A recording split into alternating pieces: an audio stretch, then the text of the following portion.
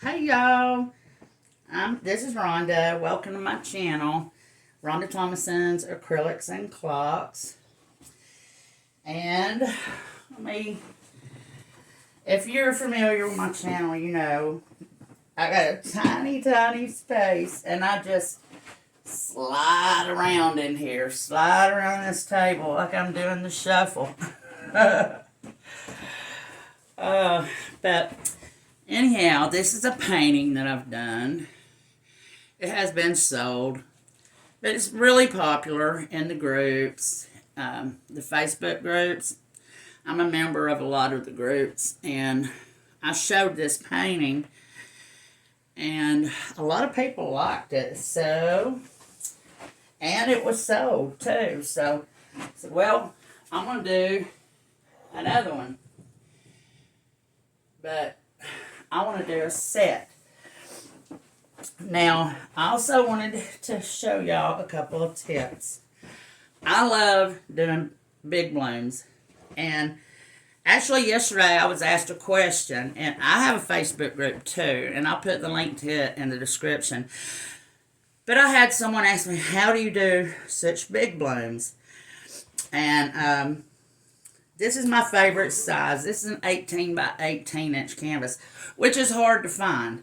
But they have them at Hobby Lobby, and they're the thin edge ones. And I tape the backs, and I wanted to show you. You want to buy the wide tape. If you buy the thin tape, it's just exactly the size of that board, and it's hard to get off. When you are ready to take it off, it is hard to peel off. So you want it to be a little bigger. So I always buy the wider tape. But yeah, this is a perfect size of bloom canvas for me, because I like big paintings. As I said, it's an 18 by 18 inch. And we're going to just go ahead and jump into it. My pillow paint is PPG Multipro, and I mix it 5-to-1 with Floetrol. 5 parts of the Multipro to 1 part Floetrol. And this is the pillow paint.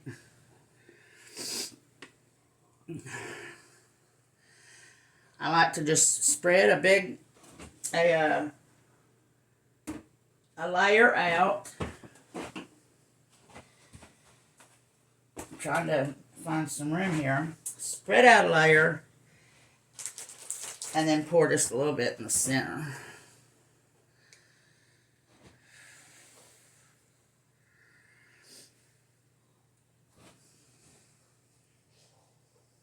I still have the stitches in my foot, and they're coming out on the 13th.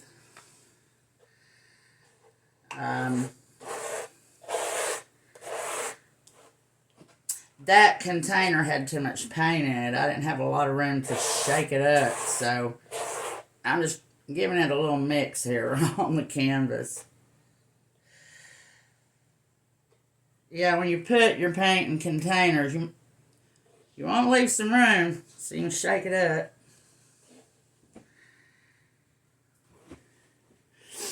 I did a class the other day, and I did a Dutch pour. I hadn't done my Dutch pours in a while.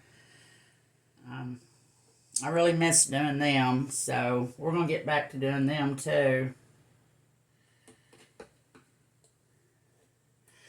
But anyhow, let me tell y'all what happened.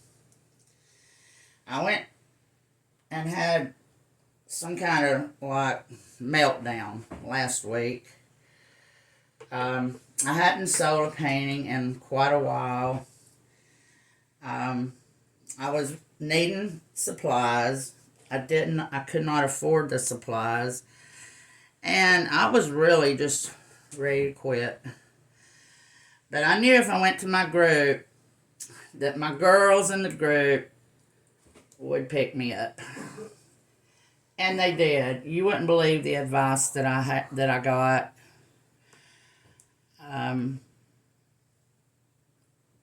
And then right after that, you can't tell me prayer doesn't work, because I was praying, and there was a lot of people praying for me.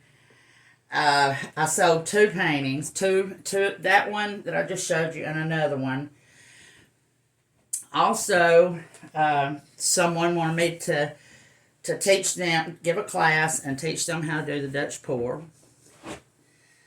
And then another friend that I gave a $400 painting to last year that I met on Facebook, Vicky, sent me a little bit to help me out. So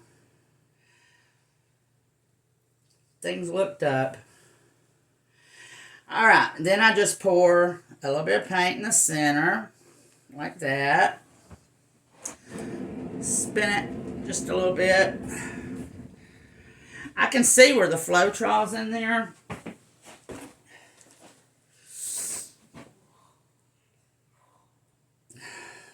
There we go. Okay. Oh, we don't want that. All right. Where is my bubble popper? There it is. My skewer. My stir.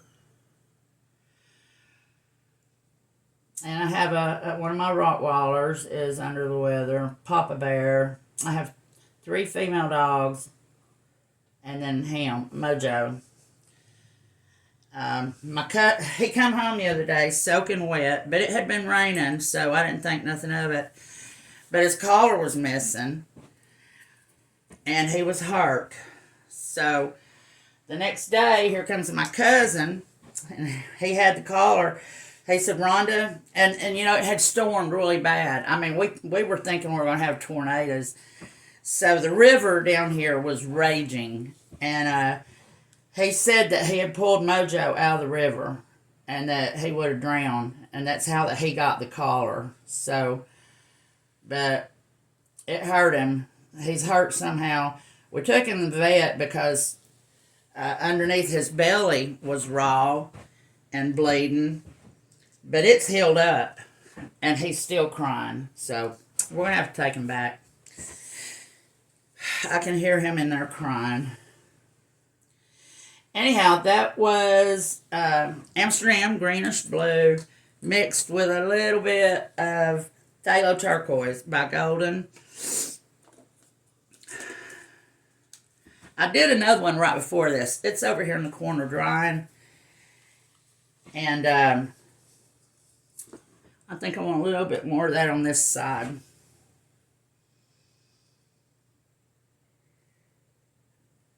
There we go. So next we're going to do some black. But the one I did a while ago, I think it had too much black. So I'm kind of taking it easy. Alright. Next is magenta. And you know what? Oh yeah, I do. This is Brilliant Magenta by Joe Sonja.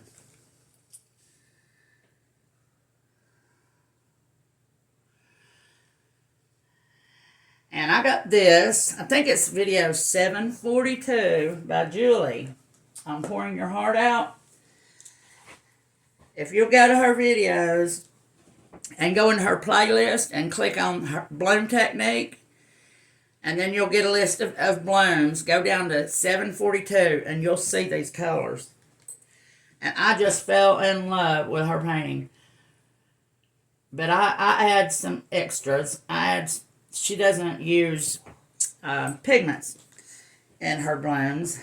So this is me right here. This wasn't in hers. This is Liquid Fire by Black Diamond. I love this color.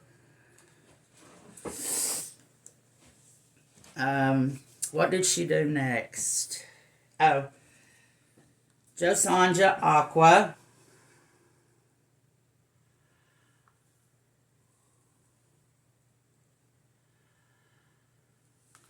And rule of thumb, as Julie says, you want a third. You want your puddle paint of your colors to be 1/3 of the canvas.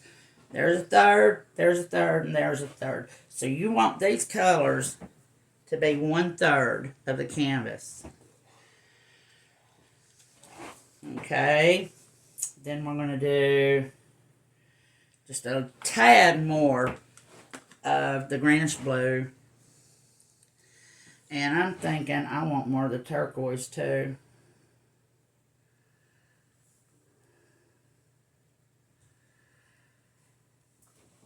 Alright. Then we do coral. This is Master's Touch from Hobby Lobby. Coral. And this one is me. This is my waterfall. My favorite color in the whole world. This is from TLP. This little piggy. It's a pigment.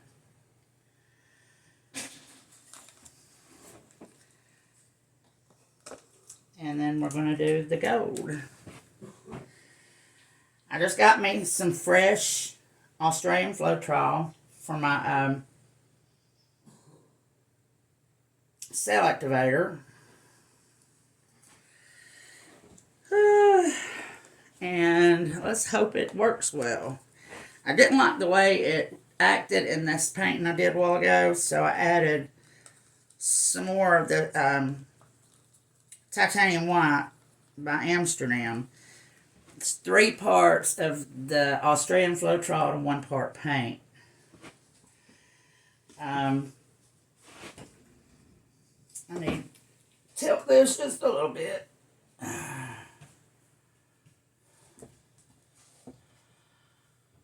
There we go. Okay.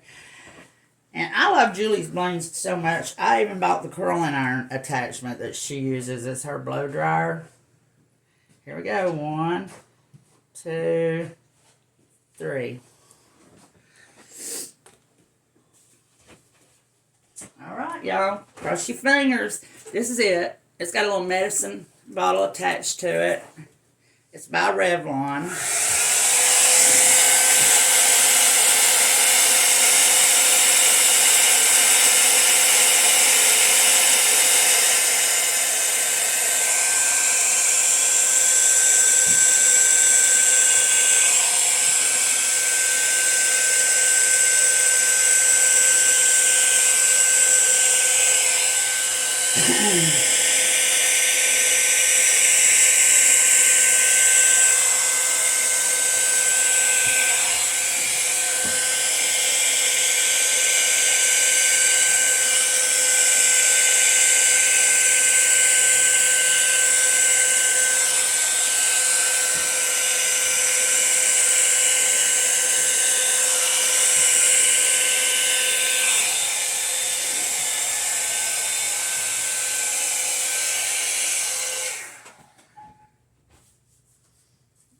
Okay, I do believe I need to use my mini blower.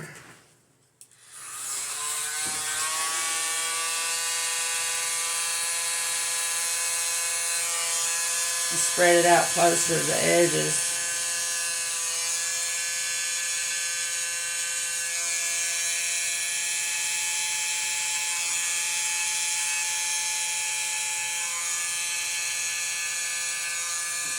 And I can't do a bloom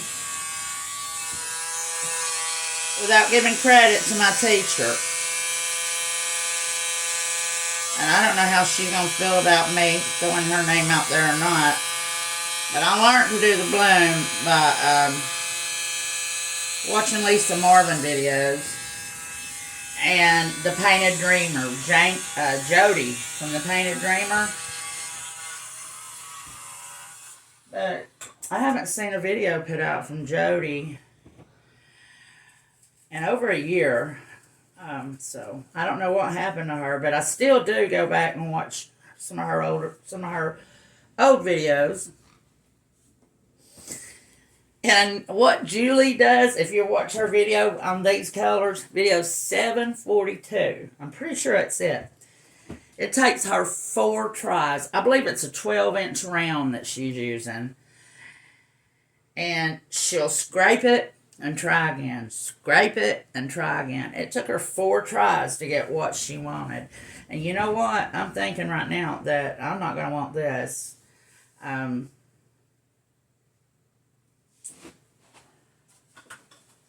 going to spin it, and we're going to see.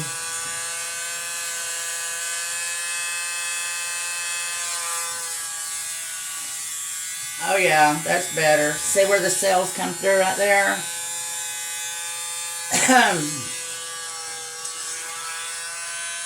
Let's do it just a little more. That was a big blob of cellulite butter, and I did not like that.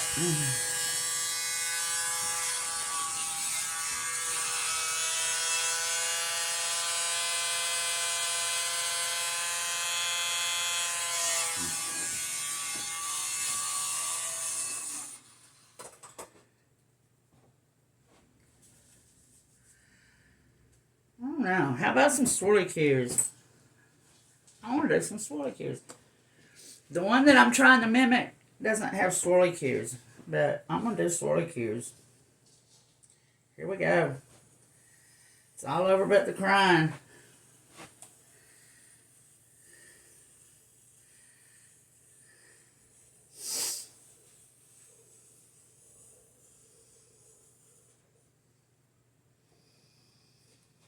All right. Let's spin her out.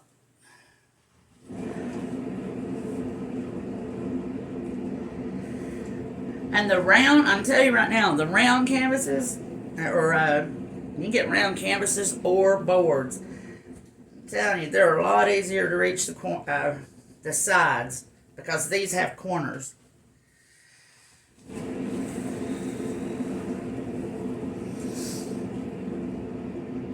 And you just have to get the exact right amount of pillow paint down. If you plan on reaching the corners.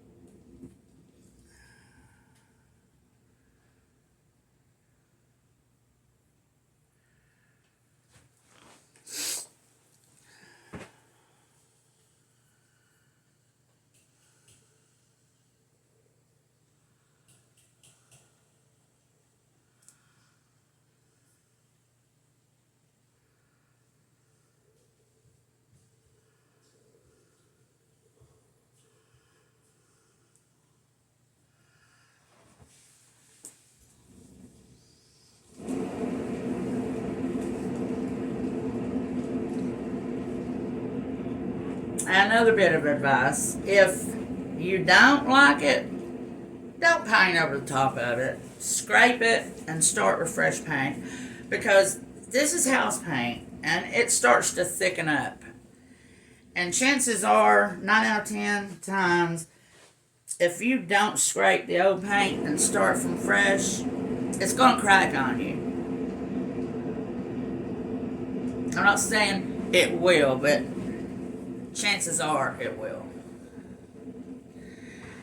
And you know what? I'm pretty sure I'm going to be able to get to the corners. That's the thing about this house paint. You got to get all of it off this canvas. I'm not as good at giving instructions as my predecessors, but I hope my instructions help.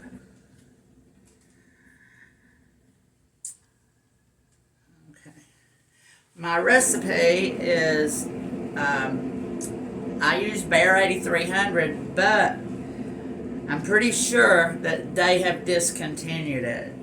So, I'm not even going to give you my recipe because it's going to be changing. But yeah, I was using the Behr 8300 with Joe Sonja varnish and polycrylic, Minwax polycrylic. 3 parts Behr 8300, 1 part Joe Sonja, 1 part polycrylic. And then you mix that with your paints. when I do decide what substitute I'm going to use, I will let you know. Look, this one corner right here, I don't know if you can see it. Let me see. I need a ladder. I do. I need to get a ladder so I can't even see. Yeah, right there. It didn't quite cover that corner up, but I like that. It's got stripes of each color. And I am glad I did the swirly cues. Y'all, it's a keeper. I'm pretty sure that I don't like that white spot there, but it'll work. It will work. I don't have anywhere to take this painting to dry. So I have to let it dry right here, but I cannot let it dry to the spinner. By the way, this is an Erica Hughes spinner, and you can see the paint buildup. That's 2.5 years. That's how long I've been painting. That's 2.5 years of paint buildup. I do have a new one over here in a box that I got about a month ago. But I haven't had the time. I'm going to wrap it in tape. I'm going to take better care of it. And then when the paint gets built up on it too much, I can just peel it off and retape it. Okay, I'm going to show you how I do this canvas to let it dry. And then I will take you down for a close-up. I get these little cups here. I raise it. Wait, I need to put 2 on this side.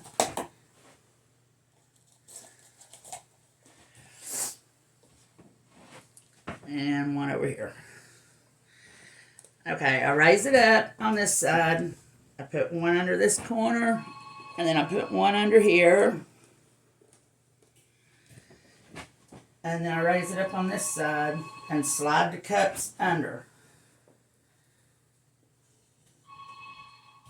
I have already checked to see if it's level, and that it is level. Before we even started the video, I put the canvas on there, and then I put the level on there, and it is level. Okay? Now what we need to do is go and scrape these drips. That paint will keep dripping and pulling your design off. And if you're happy with your design, you want to keep it there. And I want to move this cut around to this corner here. There. And don't drag the skewer over the top of the painting, or you'll get a drip on it. You don't want a big drip on it. And then last but not least, I'm going to take my skewer. I should have done this before I took it off the spinner. But it's okay. I was checking to see how much paint's left on there. Oh man, y'all, that waterfall. I love that stuff. Okay, I'm going to take you down.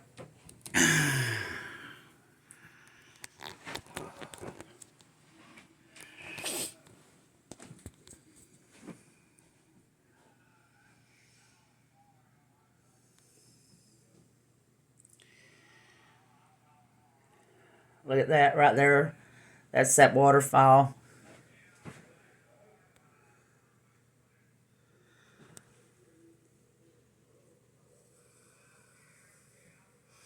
And I'm going to try to remember at the beginning of this video to edit in a video of some more of my paintings. My last video, video 43 of the big one, the 20 by 20 bloom, it dried well.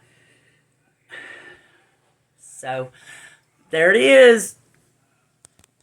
And I'm glad to be back.